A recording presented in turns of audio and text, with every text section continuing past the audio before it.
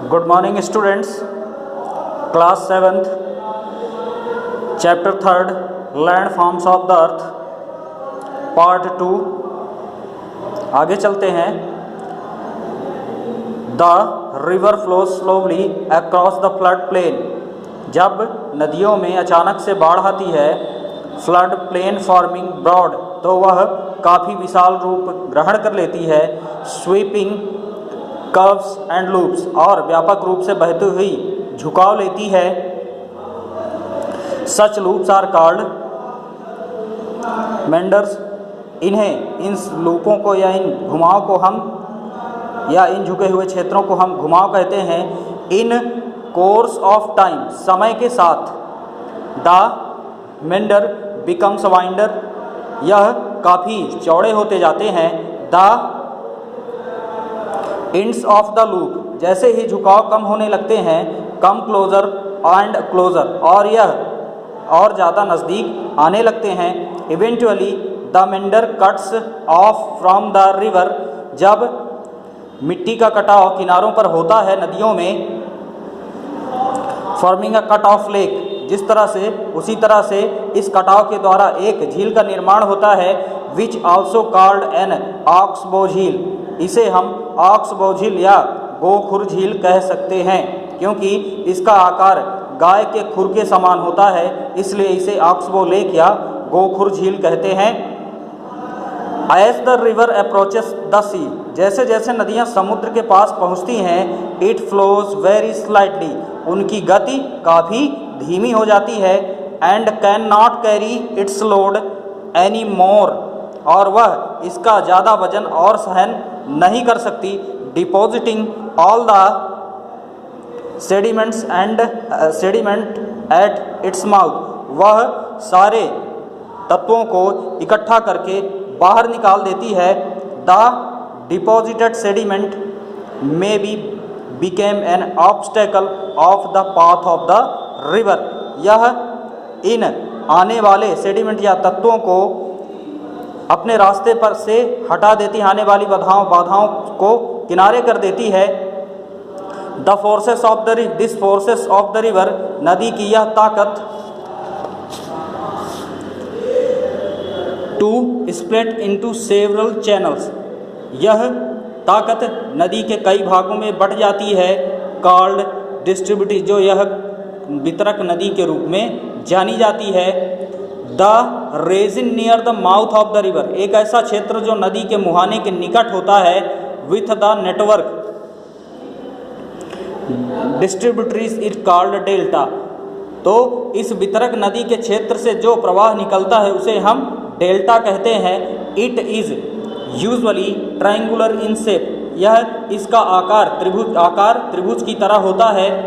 The Ganga Brahmaputra delta is the biggest delta in the world, Ganga और ब्रह्मपुत्र का delta दुनिया का सबसे बड़ा डेल्टा माना जाता है. All river do not form delta, सभी नदियाँ डेल्टा नहीं बनाती. A river which does not a form of a delta, जिस नदी में डेल्टा नहीं पाया जाता, हैज़ अ नैरो ओपनिंग, उसका मुहाना काफ़ी सकरा होता है. इट्स माउथ, मुहाने पर काफ़ी सकरी होती है. इट्स ग्रेडुअल, यह धीरे धीरे वाइडन्स इनटू द सी, विस्तृत होकर समुद्र में मिल जाती है. This tunnel shaped opening at the mouth of the river is called as estuary, नदी के मुखनद से निकला हुआ यह भाग एस्चुरी के नाम से या नदमुख के नाम से जाना जाता है. लैंडफॉर्म्स मेड बाय विंड्स, कुछ ऐसे क्षेत्र जो हवाओं के द्वारा बनाए जाते हैं. Wind action is most prominent in desert, हवाओं का रेगिस्तान पर कुछ ज़्यादा ही प्रभाव होता है. वेन स्ट्रॉन्ग विंड्स, जब तेज हवाएं चलती हैं, laden with coarse and sand particle, धूल के कण और रेत के कण उड़ने लगते हैं. स्ट्राइक आ प्रोडक्शन, सतह से काफ़ी ऊपर बाहर की तरफ. रॉक मासेस, पत्थर के छोटे छोटे टुकड़े. The rock surface is eroded to produce grooves, और इन पत्थरों के छोटे छोटे टुकड़े कटकर ग्रुप्स नालियों के रूप में बन जाते हैं और हल्के हल्के ऊपर की ओर जाने लगते हैं। The base of the rock, पत्थरों का आधार, इरोडेड इज मोर देन, जब इनका कटाव होता है, मोर देन द टॉप, ऊपर की ओर जाते हैं। As the wind direction keep changing, तब हवा का रुख बदल जाता है या हवा की दिशा बदल जाती है। The rocks gets eroded from all side, तो यह पत्थर के छोटे छोटे टुकड़े चारों तरफ फैल जाते हैं। इवेंचुअली द रॉक रिजेंबल्स, जब पत्थर के टुकड़े इकट्ठे होते हैं, रॉक इरोडेड मशरूम, उन्हें हम मशरूम कह सकते हैं या मशरूम कहते हैं। रॉक इरोडेड, या उनका आकार मशरूम की तरह होता है। Rocks eroded in this way called mushroom rocks, इन्हें हम, यह पत्थरों के छोटे छोटे टुकड़े जब रास्ते पर आते हैं, इन्हें हम शिला रॉक या मशरूम रॉक कहते हैं। रॉक पिडिस्टल, या पत्थरों के छोटे छोटे टुकड़े जो मूर्ति कला के रूप के लिए इस्तेमाल किए जाते हैं। Mushroom rocks are very common in Sahara desert, mushroom rock या मशरूम चट्टानें सहारा रेगिस्तान पर मुख्य रूप से पाई जाती हैं या वहाँ पर प्रमुख रूप से पाई जाती हैं।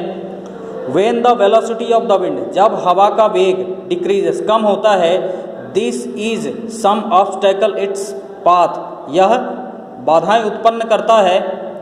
All the materials carried by the wind, सारे तत्वों को जब हवा इकट्ठी करती है, इज डिपॉजिटेड, और जमा करती है।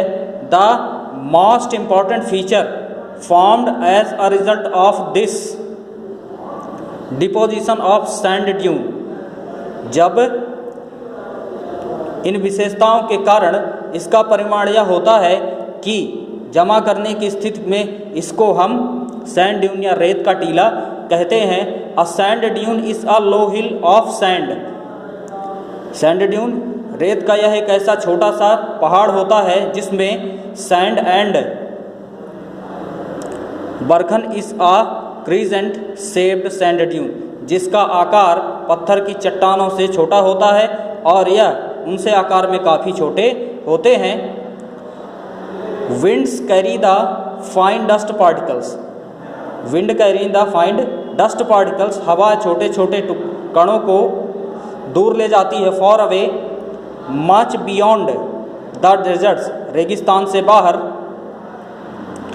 And deposit them humid regions, और आर्द्र जगह जहाँ पर हवा कम चलती है वहाँ पर इकट्ठा करती है। This deposit is yellowish grey in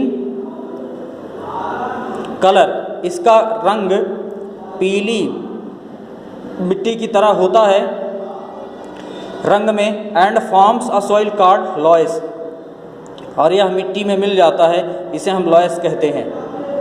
extensive लॉयस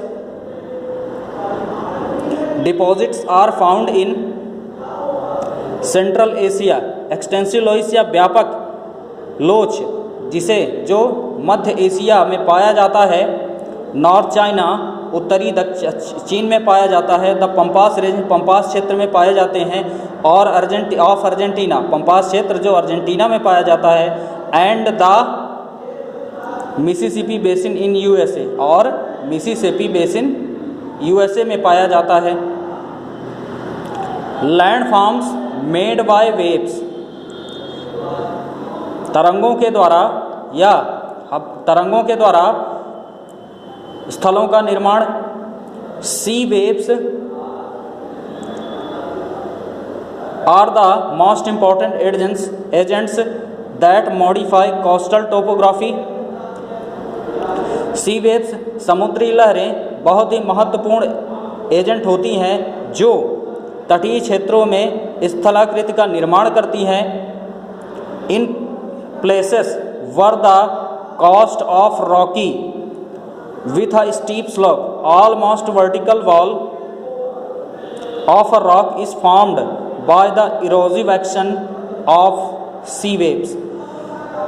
इन स्थानों पर द कॉस्ट ऑफ रॉकी, पत्थरों के तटबंध विथ अ स्टीप स्लोप, ऊंची दीवार की सतह के रूप में, ऑलमोस्ट वर्टिकल पर, खड़ी दीवार के रूप में होते हैं।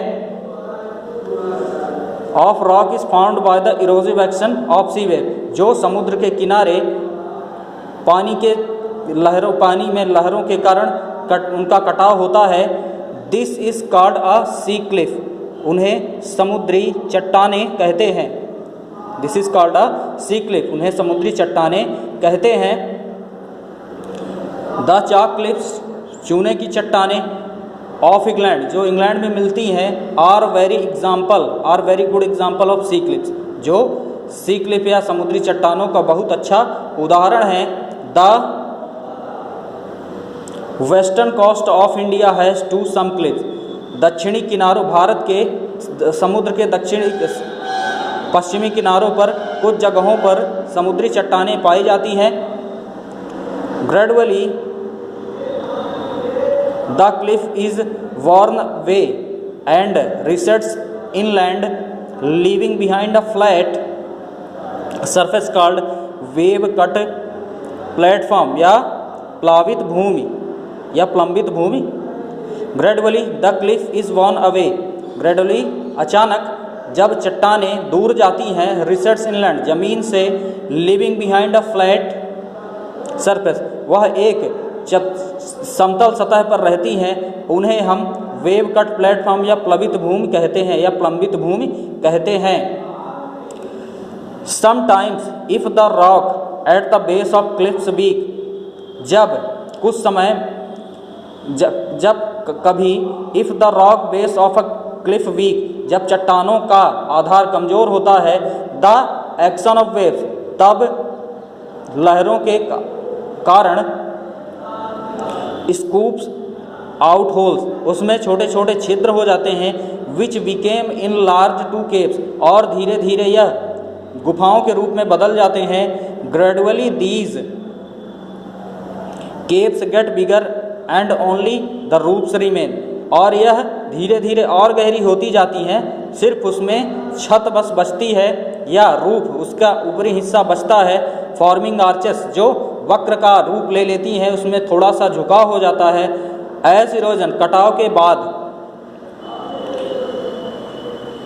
कंटिन्यूस द रूफ्स कोलैप्स, और धीरे धीरे वह रूफ या छत भी गिरने लगती है।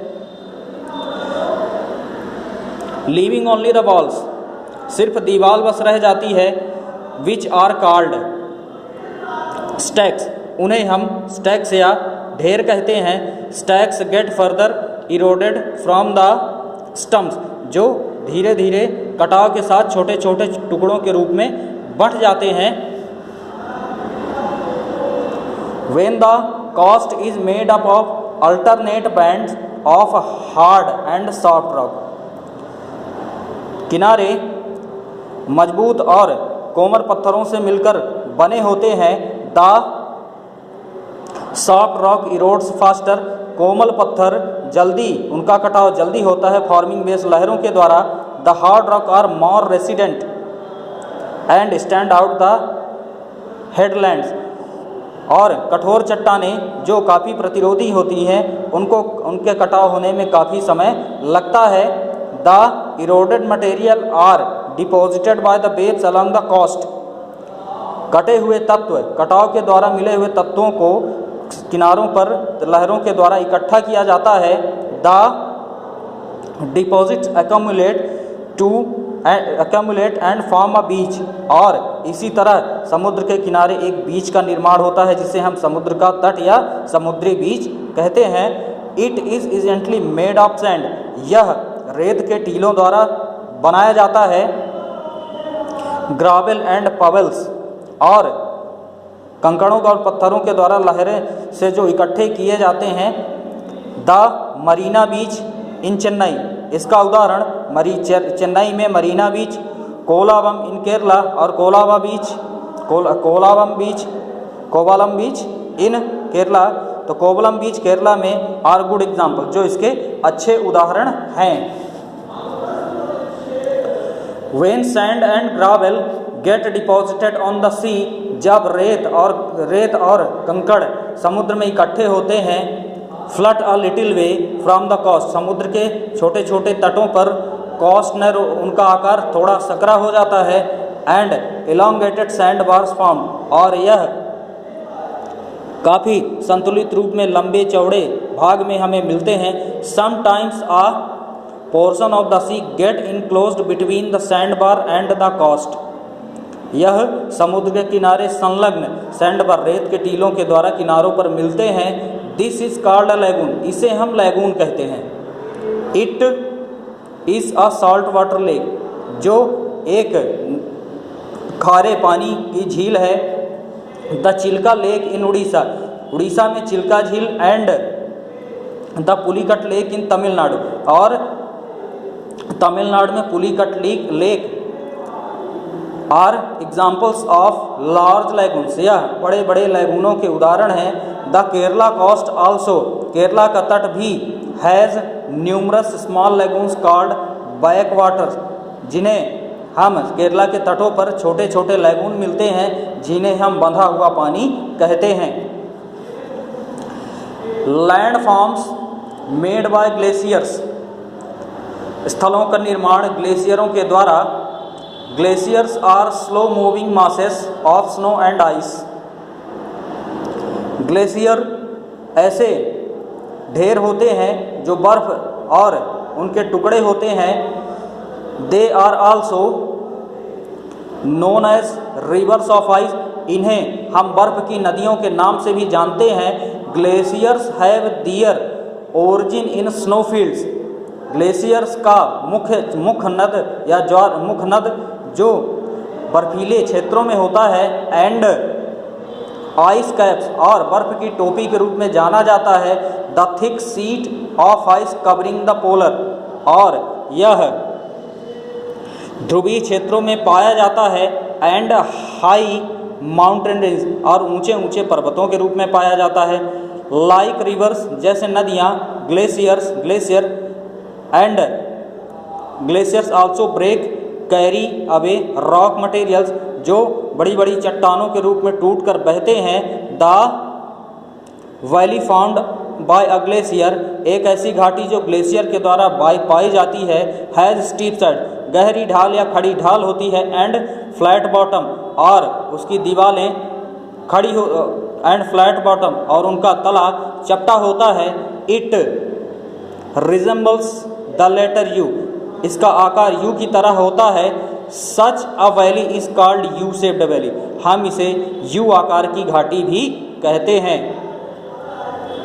व्हेन अ ग्लेशियर डिसेंड्स, जब एक ग्लेशियर या बर्फ का टुकड़ा बहता है, नीचे उतरता है डाउन अ वैली, घाटी से। It melts because of the warmer climate, तो यह पिघल जाता है क्योंकि वहाँ का तापमान गर्म होता है। It's load consisting of clay, इसका वजन चिकनी मिट्टी के रूप में, रेत के रूप में और कंकड़ों के रूप में मिलता है। एंड हाउल्डर्स, और पत्थरों के रूप में मिलता है। Can not be carried any more and is eventually dropped, और यह बहुत ज़्यादा वजन को सहन नहीं करता, इसलिए इसे छोड़ देता है। दीज डिपॉजिट्स आर कॉल्ड मोरेनीस, इसलिए इसे हम मोरेनीस के नाम से जानते हैं। आगे हम क्वेश्चन आंसर करेंगे। Thank you.